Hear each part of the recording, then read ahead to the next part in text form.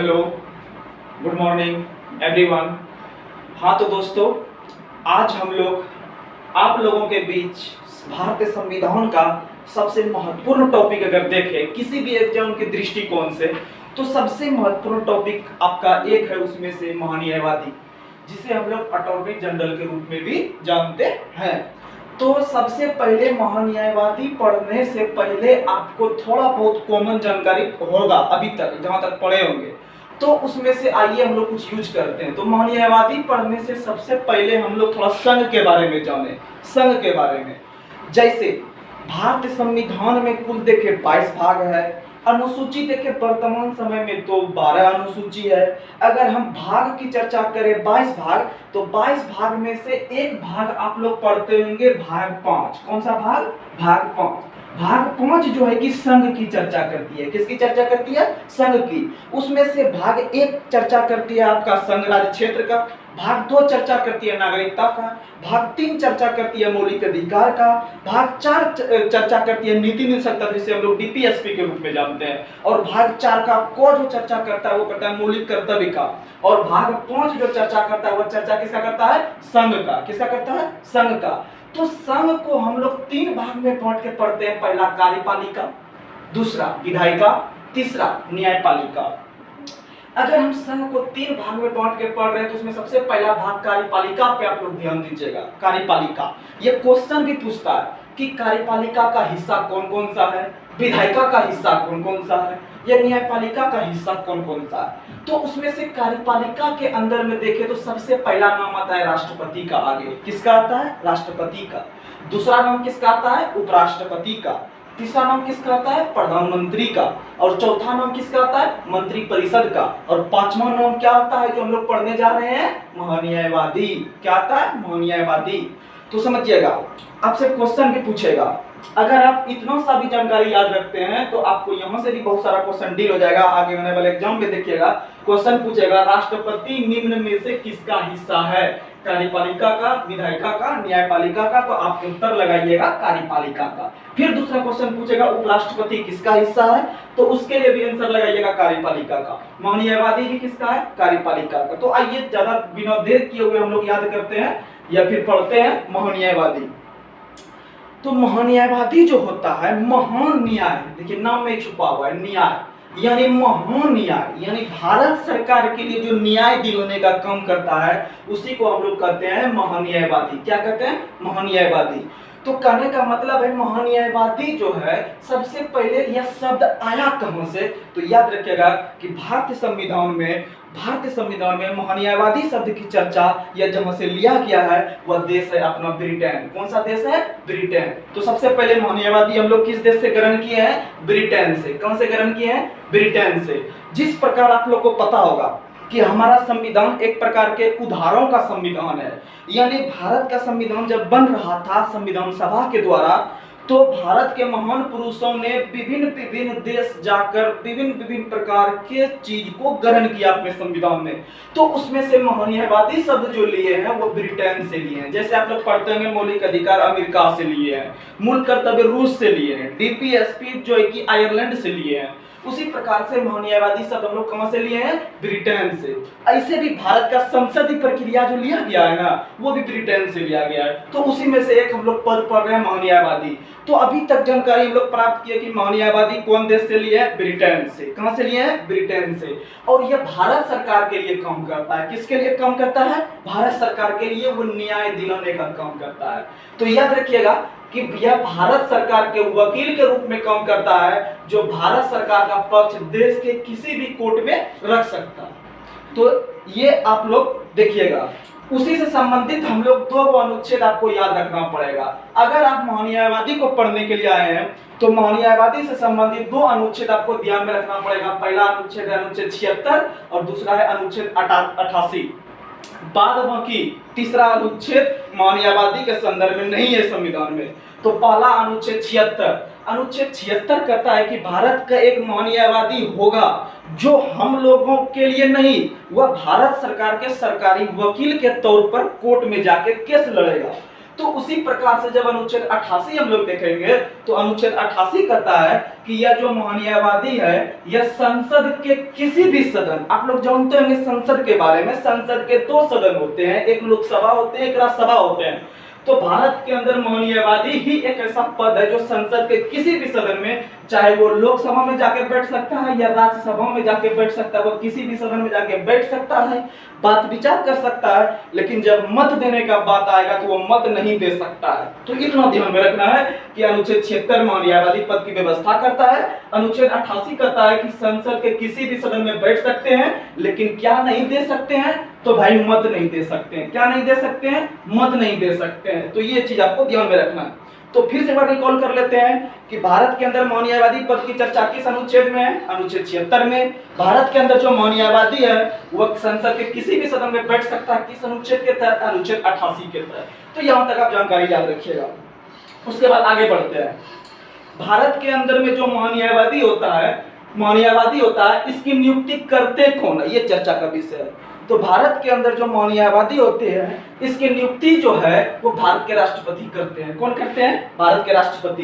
क्या भारत के राष्ट्रपति अपने मन से कर देते हैं? तो नहीं, भारत के राष्ट्रपति अपने मन से नहीं करते हैं। तो भाई कौन करवाते हैं? तो याद रखिएगा, भारत के अंदर राष्ट्रपति नियुक्ति करने से पहले वह मंत्री परिषद से सलाह लेंगे। किससे सलाह लेंगे? मंत्री परिषद से। और मंत्री परिषद की सिफारिश पर ही राष्ट्रपति नियुक्त करेंगे किसको? महान्यायवादी को। किसको नियुक्त करेंगे? महान्यायवादी को। चलिए आगे बढ़ते हैं। महान्यायवादी बनने के लिए क्या क्या योग्यता होनी चाहिए? क्या क्या योग्यता होनी चाहिए? योग्यता यानी क्वालिफिकेशन। जैसे आप लोग कोई फॉर्म भरते होंगे तो आपको क्वालिफिकेशन की जरूरत पड़ती होगी कि आप ऑनर्स किए हैं तो ऑनर्स लेवल पे भर सकते हैं, आप 12th किए तो 12th लेवल पे भर सकते हैं, आप 10th किए तो 10th लेवल पे भर सकते हैं। तो उसी में से आइए महान्यायवादी के बारे में हम लोग योग्यता के बारे में विस्तृत जानकारी प्राप्त करें। तो योग्यता, सबसे पहले महान्यायवादी बनने के लिए आप जो है कि भारत का नागरिक होइएगा। कहाँ का नागरिक होइएगा? भारत का। अगर आप किसी विदेश के नागरिक हैं या पाकिस्तान के या अमेरिका के या रूस के नागरिक हैं तो आप महान्यायवादी बनने का सपना छोड़ दीजिए। तो सबसे पहले आप कहाँ का नागरिक होना चाहिए? भारत का नागरिक होना चाहिए। दूसरा कंडीशन यह होना चाहिए कि आप कोई ऐसे व्यक्ति न हो कि एक आम नागरिक हो। कहने का मतलब है कि आप भारत के राष्ट्रपति के नजर में एक कानून का बहुत बड़ा ज्ञानी होना चाहिए, कोई हाईलाइट आदमी होना चाहिए। जैसे आप एक व्यक्ति का नाम सुनेंगे जो एक वकील के रूप में काम कर रहा है, जिसका नाम है जेठ मलानी जो है एक केस लड़ने का 50-50 लाख रुपया एक दिन का लेते हैं। तो इसका मतलब जरूर उसके पास कुछ नॉलेज है, तभी जो है कि वो केस उतना पैसा में लड़ रहे हैं। इसका मतलब है कि वह राष्ट्रपति के नजर में कैसा होना चाहिए? कानून का अच्छा जानकार होना चाहिए। वही व्यक्ति बन सकता है महान्यायवादी। पहला, वह भारत का नागरिक हो। दूसरा, वह राष्ट्रपति के नजर में कानून का क्या होना चाहिए? अच्छा ज्ञानी होना चाहिए। वो अच्छा देश में हाईलाइट आदमी होना चाहिए, नहीं उसको जानकार है। तीसरा नंबर, वह किसी हाई कोर्ट में 10 वर्षों तक लगातार अधिवक्ता के तौर पर काम किया हो। किस तौर पर काम किया हो? अधिवक्ता यानी एडवोकेट के तौर पर काम किया हो, यानी वकील के तौर पर काम किया हो। तो कितना साल तक होना चाहिए? लगातार 10 साल तक वह हाई कोर्ट में जो है कि अधिवक्ता के तौर पर काम किया करना चाहिए। उसके बाद वह किसी हाई कोर्ट जो जिसमें 2 या 2 से अधिक न्यायालय में 5 वर्षों तक न्यायाधीश के रूप में काम किया हो। कितना वर्षों तक? 5 वर्षों तक। और भारत का नागरिक हो, यह टोटल चीज। तो आपको ज्यादा ये ध्यान में नहीं रखना है, सिर्फ आपको याद रखना है कि भारत के अंदर जो महान्यायवादी बनते हैं उसके लिए योग्यता जो है वह भारत के अंदर सुप्रीम कोर्ट के न्यायाधीश के बराबर होनी चाहिए। किसके बराबर होनी चाहिए? सुप्रीम कोर्ट के न्यायाधीश। जैसे आप लोगों को पता होगा कि भारत के अंदर में 1 सुप्रीम कोर्ट है और वर्तमान में 25 हाई कोर्ट है। तो 25 हाई कोर्ट में जो है कि आपको कोई लेना देना नहीं है ज्यादा। यहाँ पर आपको याद रखना है कि भारत के अंदर महान्यायवादी बनने के लिए आपको सुप्रीम कोर्ट के न्यायाधीश के बराबर क्वालिफिकेशन होना चाहिए। कहने का मतलब है कि आप सुप्रीम कोर्ट में जानते हैं कि वर्तमान में 1 मुख्य न्यायाधीश है और 33 अन्य न्यायाधीश है, यानी टोटल 34 न्यायाधीश है। तो मुख्य न्यायाधीश के बराबर नहीं, अन्य न्यायाधीश जो 33 है उसके बराबर होना चाहिए। तो आप याद रखिएगा कि सुप्रीम कोर्ट के न्यायाधीश के बराबर जो बनने के लिए योग्यता होना चाहिए वो किसको होना चाहिए? महान्यायवादी को। किसको होना चाहिए? महान्यायवादी को। तो इसका मतलब यहीं पर हम माइंड में यह बात रिकॉल कर सकते हैं कि जितना पैसा काम करने के लिए सुप्रीम कोर्ट के न्यायाधीश को मिलता है ना, उतना ही पैसा हम तब किसको दे देंगे? महान्यायवादी को। किसको दे देंगे? महान्यायवादी को। तो आप लोग याद करते हैं कि सुप्रीम कोर्ट के न्यायाधीश को जो हम वेतन देते हैं उसको देते हैं 2,50,000। कितना देते हैं? 2,50,000 अर्थात 2.5 लाख रुपया देते हैं प्रति माह। इसको किसको देते हैं? सुप्रीम कोर्ट के न्यायाधीश को। जब सुप्रीम कोर्ट के न्यायाधीश को इतना रुपया हम दे रहे हैं तो इसका मतलब न्यायवादी को भी हम कितना पैसा देंगे? 2,50,000। इन दोनों को क्या देंगे? बराबर देंगे। दोनों क्या देंगे? बराबर। तो आपसे क्वेश्चन पूछेगा कि भारत के अंदर में महान्यायवादी बनने के लिए योग्यता जो होना चाहिए वो किसके बराबर होना चाहिए? ऑप्शन देगा सुप्रीम कोर्ट के मुख्य न्यायाधीश, सुप्रीम कोर्ट के अन्य न्यायाधीश, हाई कोर्ट के मुख्य न्यायाधीश, हाई कोर्ट के अन्य न्यायाधीश। तो आप आंसर लगाइएगा सुप्रीम कोर्ट के अन्य न्यायाधीश या सुप्रीम कोर्ट के न्यायाधीश के बराबर। तो दोनों को पैसा भी हम लोग क्या दे रहे हैं? बराबर दे रहे हैं। क्या दे रहे हैं? बराबर। अब आगे आइएगा, अब देखिएगा महान्यायवादी का कार्यकाल। हम लोग योग्यता समझ लिए, नियुक्ति समझ लिए, दो गो अनुच्छेद समझ लिए, 76 और 88। 76 कहता है एगो पद होगा, 88 कहता है कि संसद के किसी भी सदन में वो बैठ सकता है, बात विचार कर सकता है, लेकिन मत नहीं दे सकता है। आगे बढ़ते हैं हम लोग कार्यकाल पे। कार्यकाल देखिएगा, जैसे आप लोग पढ़ते होंगे, अगर भारत के अंदर में कोई राष्ट्रपति पद ग्रहण किया, जैसे द्रौपदी मुर्मू कुछ दिन पहले भारत के जो प्रधानमंत्री राष्ट्रपति बने हैं तो उनका कार्यकाल 5 वर्ष फिक्स किया गया है। जैसे प्रधानमंत्री नरेंद्र मोदी बने हैं तो उसका कार्यकाल भी 5 साल सामान्यतः होता है। ऐसे प्रधानमंत्री का कार्यकाल भी नहीं होता है। प्रधानमंत्री का कार्यकाल तब तक बना रहता है जब तक उसको लोकसभा में बहुमत प्राप्त हो। तो जैसे आप लोग राष्ट्रपति का कार्यकाल 5 साल फिक्स पढ़ते हैं, वैसा फिक्स जो है कि कार्यकाल किसका नहीं होता है? महान्यायवादी का नहीं होता है। महान्यायवादी का कार्यकाल निश्चित नहीं है। यह राष्ट्रपति के प्रसाद पर्यंत पद धारण करते हैं, अर्थात जब मन हो राष्ट्रपति उसे क्या कर सकते हैं? हटा सकते हैं। क्या कर सकते हैं? हटा सकते हैं। तो आपसे एग्जाम में क्वेश्चन पूछेगा महान्यायवादी का कार्यकाल होता है, पहला ऑप्शन 5 वर्ष, दूसरा ऑप्शन 6 वर्ष, तीसरा ऑप्शन इसका कार्यकाल नहीं होता है, चौथा ऑप्शन नन ऑफ दिस। आप लोग आंसर करिएगा, इसका कार्यकाल नहीं होता है। तो भाई क्या होता है? तो यह राष्ट्रपति के अनुसार चलता है। राष्ट्रपति जब चाहे उसे बैठा सकता है, जब चाहे उसे क्या कर सकता है? हटा सकता है। तो ये कार्यकाल संबंधी बात हो गई। अब आगे आते हैं, अगला है टॉपिक कि महान्यायवादी का वेतन कितना होता है। तो याद रखिएगा महान्यायवादी का वेतन यह तय नहीं किया गया है। क्या नहीं किया गया है? तय नहीं किया गया है। इसे राष्ट्रपति द्वारा पारिश्रमिक मिलता है। यहाँ पर एक समझने वाली बात है, फिर से ध्यान दीजिएगा। राष्ट्रपति को संविधान के अनुसार वेतन नहीं दिया जाता। राष्ट्रपति को वेतन क्या कौन तय करते हैं? राष्ट्रपति द्वारा तय किया जाता है, जिसे हम लोग पारिश्रमिक कहते हैं। क्या कहते हैं? पारिश्रमिक। अब यहाँ पर बहुत आदमी पारिश्रमिक नहीं समझे होंगे। जैसे एक होता है वेतन यानी सैलरी, एक होता है सैलरी, एक होता है पारिश्रमिक। जैसे कोई जॉब कर रहा है, जैसे मान लीजिए आप ही हैं, जैसे आप थोड़ा सा बढ़िया घर से होइएगा तो आप अपने घर का काम निपटाने के लिए एक जो है कि नौकर के रूप में रखते होंगे, और जो है कि अपने भी खुद काम करते होंगे थोड़ा बहुत जो होता होगा। तो समझिएगा जो व्यक्ति को आप अपने घर में जो है कि फिक्स करके रखे हैं कि यही व्यक्ति मेरे घर का काम करेगा, इसका मतलब प्रति महीना उसको आप देते होंगे पैसा, यानी कि ना कम महीनों के हिसाब से रख लिए, 10,000 महीना दे रहे हैं, 12,000 महीना दे रहे हैं, मेरे घर का काम वो निपटा रहा है। इसका मतलब जिस व्यक्ति को आप घर में फिक्स करके रखे हैं कि डेली को काम इसी को करना है, इसका मतलब उसको आप सैलरी दे रहे हैं। जैसे कोई जॉब करता है कोई भी विभाग में तो उसको महीना के हिसाब से दिया जाता है कि एक महीना में इसको 30,000 रुपया, 40,000 रुपया जो भी मिल रहा है। लेकिन अगर आपके घर में कुछ ज्यादा काम का दबाव कभी कभी बढ़ जाता है, या फिर कोई चीज आपके घर में खराब हो जाता है, जैसे आप लोग नल वगैरह आपका खराब हो जाएगा, आपका मोटर खराब हो जाएगा, तो आप मिस्त्री को बुलाइएगा। तो मिस्त्री को बुलाइएगा तो क्या आप उसको डेली के हिसाब से बुलाएं? नहीं ना, यानी जब काम निपट जाएगा 1 दिन में 2 दिन में, तब फिर वो क्या हो जाएगा? चल जाएगा। यानी जितना वो काम किया है उतना सा उसको पैसा दीजिएगा। उसी प्रकार से उसी को हम लोग कहते हैं पारिश्रमिक। क्या कहते हैं? पारिश्रमिक। यानी पारिश्रमिक और वेतन में बहुत अंतर है। वेतन महीना के हिसाब से फिक्स आदमी को दिया जाता है कि जो मेरे यहाँ रह रहा है, जो मेरे यहाँ नौकरी कर रहा है। लेकिन जो व्यक्ति थोड़ा सा आया, काम निपटा के चला गया, उसको हम लोग पारिश्रमिक देते हैं। क्या देते हैं? पारिश्रमिक देते हैं। तो उसी प्रकार से भारत के अंदर जो न्यायवादी होता है उसको वेतन नहीं मिलता है, बल्कि किस रूप में वेतन मिलता है? पारिश्रमिक रूप में। किस रूप में मिलता है? पारिश्रमिक रूप में। अर्थात कितना रुपया महीना मिलता है? 2.5 लाख रुपया महीना मिलता है। चलिए अब आगे बढ़ते हैं।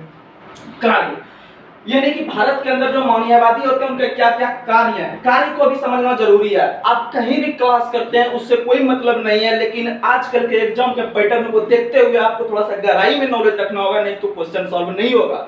जैसे अभी तक आपको ये भी चीज हम नहीं बताते, डायरेक्ट आपको बताते हैं न्यायवादी सरकार का वकील होता है, अनुच्छेद 76 में वर्णन है, राष्ट्रपति नियुक्त करते हैं, इसका कोई 2.5 लाख रुपया वेतन है। ये कॉमन जानकारी आपको सब जगह मिलेगा, लेकिन जो क्वेश्चन से आपका मेरिट बन जाए, जो क्वेश्चन से आप आगे बढ़ सकते हैं, वो जो थोड़ा ट्विस्ट है, किसी को आप समझाने योग्य व्यक्ति बनिए। तो आइए आप आगे बढ़ते हैं। तो भारत के अंदर मौर्यवादी का काल, भारत के अंदर मौर्यवादी का जो काल होता है, सबसे पहले मौर्यवादी जैसे ही शब्द माइंड में आएगा तो आप समझिएगा विधि संबंधी उसको काम के लिए बुलाए। विधि यानी कानून, विधि यानी कानून, यानी कानून से संबंधित जो भी काम भारत सरकार के लिए करेंगे वो करेंगे मौर्यवादी। कौन करेंगे? मौर्यवादी। से हम लोग अटॉर्नी जनरल करते हैं। तो मौर्यवादी सबसे पहला काम करता है, यह उसका कार्य रहता है कि वह भारत सरकार को विधि संबंधी ऐसे विषय पर उसको जानकारी दीजिए जो राष्ट्रपति ने उसके द्वारा पूछे हैं। कहने का मतलब राष्ट्रपति को क्या क्या दिक्कत है, यह भारत सरकार को क्या क्या दिक्कत है, ये सारा संबंधित टोटल एगो लिस्ट बना के दे देंगे मौर्यवादी को। बोलेंगे कि ये भारत सरकार के विरुद्ध ऐसे ऐसे केस हो गया है, आप जाइए सुप्रीम कोर्ट में या भारत के अंदर किसी भी कोर्ट में जाके आप इसे सुनवाई कीजिए या फिर उसके विरुद्ध जाके आप केस लड़िए। तो ये पहला पॉइंट हो गया। दूसरा पॉइंट बहुत ही इंपॉर्टेंट है, थोड़ा बहुत आप लोग जानते होंगे, तो ये क्वेश्चन आप लोग से सॉल्व हो जाएगा। दूसरा नंबर यहाँ पर टॉपिक है कि अनुच्छेद 143 के तहत राष्ट्रपति के द्वारा सुप्रीम कोर्ट में भारत सरकार का प्रतिनिधित्व। कहने का मतलब आप लोग याद करते होंगे या पढ़े होंगे कि भारत के अंदर राष्ट्रपति लोक महत्व के किसी प्रश्न को सुप्रीम कोर्ट से सलाह मांग सकते हैं। कहने का मतलब अगर राष्ट्रपति को किसी भी प्रकार का दिक्कत हुआ तो वह सलाह किससे मांग सकता है? सुप्रीम कोर्ट से। तो कौन अनुच्छेद के तहत? 143 अनुच्छेद के तहत। बहुत बार एग्जाम में क्वेश्चन आया है कि अनुच्छेद 43 में किसका वर्णन है, तो इसमें राष्ट्रपति जो है कि राष्ट्रपति किससे सलाह मांगते हैं? तो राष्ट्रपति सुप्रीम कोर्ट से सलाह मांगते हैं। किससे सलाह मांगते हैं? सुप्रीम कोर्ट से सलाह मांगते हैं। अब यहाँ पर सुनने वाली बात है और समझने वाली बात है कि क्या अगर राष्ट्रपति को कोई दिक्कत होता है क्या डायरेक्ट राष्ट्रपति सुप्रीम कोर्ट अपने मन से चल जाएंगे? नहीं। देखिए भारत के अंदर हर एक व्यक्ति का कुछ इज्जत होता है। जैसे राष्ट्रपति तो भारत का पहला व्यक्ति है, उसका सबसे बड़ा इज्जत है, हम लोग तो कुछ नहीं है उनके सामने में। तो करने का मतलब राष्ट्रपति डायरेक्ट सुप्रीम कोर्ट प्रश्न पूछने के लिए नहीं जाते हैं कि हमको ऐसे ऐसे दिक्कत है, आप बताइए हमको, वो कोई थोड़ी बात हुआ, ऐसे वैसे कुछ नहीं होता है। तो कहने का मतलब है कि भारत के अंदर में जो राष्ट्रपति होते हैं, यह राष्ट्रपति का एक व्यक्ति होता है। राष्ट्रपति भी अपने अंदर में बहुत सारे व्यक्ति रखते हैं, तो उसमें से एक व्यक्ति उसके अंदर में कौन अभी काम कर रहा है? मौर्यवादी। तो भारत के अंदर में राष्ट्रपति का जो भी प्रश्न है वह सुप्रीम कोर्ट में लेकर जाएगा कौन? मौर्यवादी। किस अनुच्छेद के तहत लेकर जाएगा? 143। लेकिन जा रहा है वो किसके एजेंट के रूप में? राष्ट्रपति के एजेंट के रूप में। यानी मौर्यवादी जो है कि जो सुप्रीम कोर्ट जा रहा है 143 के तहत, वो किसका प्रश्न लेके जा रहा है? राष्ट्रपति का। तो आपसे क्वेश्चन पूछेगा सबसे पहला, किस अनुच्छेद के तहत राष्ट्रपति प्रश्न पूछ सकते हैं या सलाह मांग सकते हैं सुप्रीम कोर्ट से? आपका आंसर होना चाहिए 143। दूसरा क्वेश्चन यहां से बनेगा कि अनुच्छेद 143 के तहत राष्ट्रपति के प्रश्न को लेकर सुप्रीम कोर्ट तक कौन पहुंचते हैं या पहुंचाते हैं या उसके विरुद्ध सुनवाई करते हैं? तो आपका आंसर होना चाहिए मौर्यवादी। क्या होना चाहिए? मौर्यवादी। तो ये दूसरा नंबर का आप लोग कार्य समझ लिया। तीसरा देखिएगा, तीसरा नंबर प्रश्न बहुत ही इंपॉर्टेंट है। तीसरा नंबर प्रश्न है भारत के किसी भी क्षेत्र में आप लोग जानते हैं कि वर्तमान समय में भारत में कुल 28 राज्य है, 8 केंद्र शासित प्रदेश है।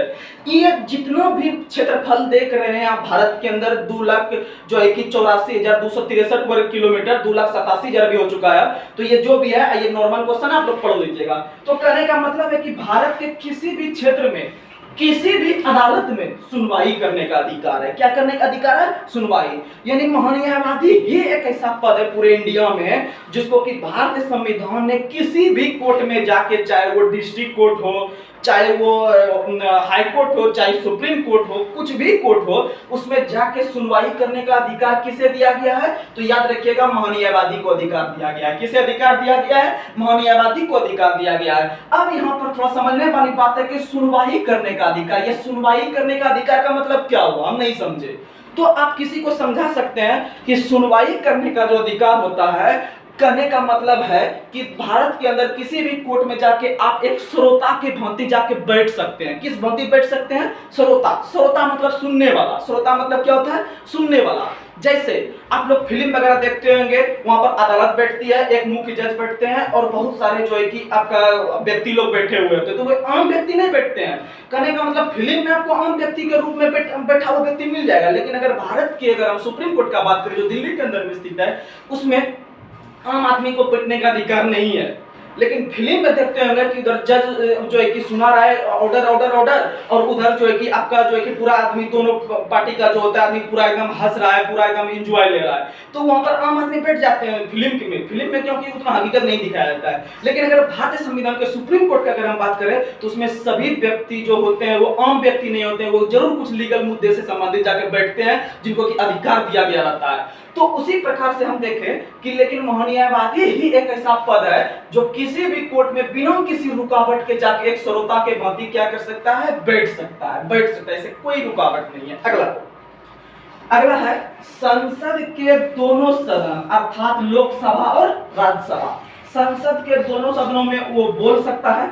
अगर संसद में सदन चल रहा है लोकसभा या राज्यसभा का, तो उसमें किसी भी सदन में जाकर बैठ सकता है, नहीं कि लोकसभा में। अगर उसका मन करे हम राज्यसभा में जाकर बैठ सकते हैं, उसे कोई रोक नहीं सकता है। दूसरा, वो भाग ले सकता है, यानी वही बोलना तो बोलेगा कब? जब वो जाकर बैठेगा, यानी भाग लेगा। भाग लेना, बोलना प्लस संयुक्त बैठक में भी भाग ले सकता है। किसमें भाग ले सकता है? संयुक्त बैठक। तो ध्यान दीजिएगा दोस्त, पहला नंबर संसद के किसी भी सदन में जाके बैठ सकता है, कौन? महान्यायवादी। दूसरा, संसद में जाके किसी भी सदन में जाके भाग ले सकता है, कौन? महान्यायवादी। तीसरा नंबर, जब लोकसभा और राज्यसभा अर्थात संसद के दोनों सदनों के बीच अगर कोई बात को लेकर संयुक्त बैठक हो रही है तो उसमें भी भाग ले सकता है, कौन? महान्यायवादी। लेकिन संयुक्त बैठक में भाग महान्यायवादी लेते हैं, लेकिन उस पर कुछ अपना मत नहीं देते हैं, सिर्फ जाके भाग लेते हैं, जो है कि उस पर कोई मतदान वगैरह नहीं देते हैं। तो ये क्वेश्चन जो है एक बार पूछा गया था ये क्वेश्चन यूपीएससी 2015 में एक क्वेश्चन पूछा गया था। यूपीएससी के जो प्रीलिम्स एग्जाम हो रहा था 2015 में, तो उसमें क्वेश्चन पूछा गया था कि भारत के अंदर जो संयुक्त बैठक होती है दोनों सदनों के बीच, तो उसमें से निम्न में से कौन भाग ले सकता है? तो उसमें से एक ऑप्शन था महान्यायवादी। तो उसमें से महान्यायवादी आप लोग टिक आउट कीजिएगा, या आगे आने वाला एग्जाम में जो भी आएगा थोड़ा सा लेवल के एग्जाम में, तो उसमें से आंसर आपका आ जाएगा महान्यायवादी संसद के संयुक्त बैठक में भाग ले सकती है। अगला देखिएगा, संसद के किसी भी समिति का सदस्य हो सकता है। जैसे महान्यायवादी है, महान्यायवादी संसद के किसी भी सदन का सदस्य हो सकता है। जैसे संसद के किसी भी समिति का नाम, जैसे आप लोग प्राक्कलन समिति का नाम सुने होंगे, लोक लेखा समिति का नाम सुने होंगे, तो उसमें से वो किसी भी समिति का सदस्य हो सकता है, याद रखिएगा।